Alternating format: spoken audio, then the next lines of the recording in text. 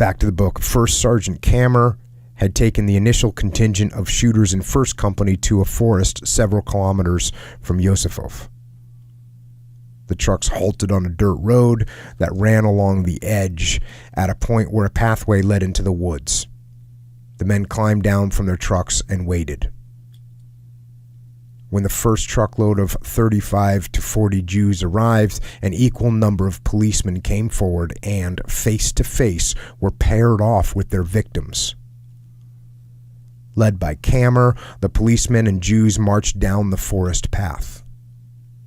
They turned off into the woods at a point indicated by Captain Wolof, who busied himself throughout the day selecting the execution sites.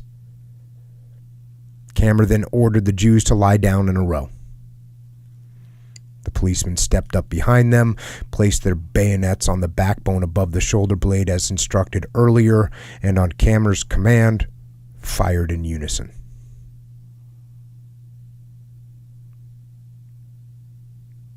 In the meantime, more policemen of 1st Company had arrived at the edge of the forest to fill out a second firing squad. As the first firing squad marched out of the woods to the unloading point, the second group took their victims along the same path into the woods. Wolhoff chose a site a few yards farther on so the next batch of victims would not see the corpses from the earlier execution. These Jews were again forced to lie face down in a row, and the shooting procedure was repeated. Thereafter, the pendulum traffic of the 2 firing squads in and out of the woods continued throughout the day. Except for a midday break, the shooting proceeded without interruption until nightfall. At some point in the afternoon, someone organized a supply of alcohol for the shooters.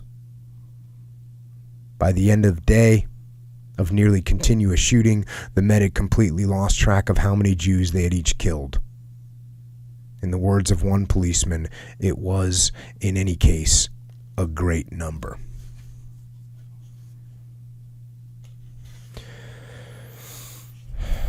So, clearly, this is not what we think of when we think of the Holocaust.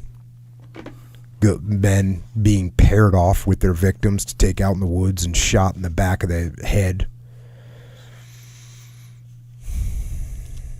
And going through this procedure the entire day.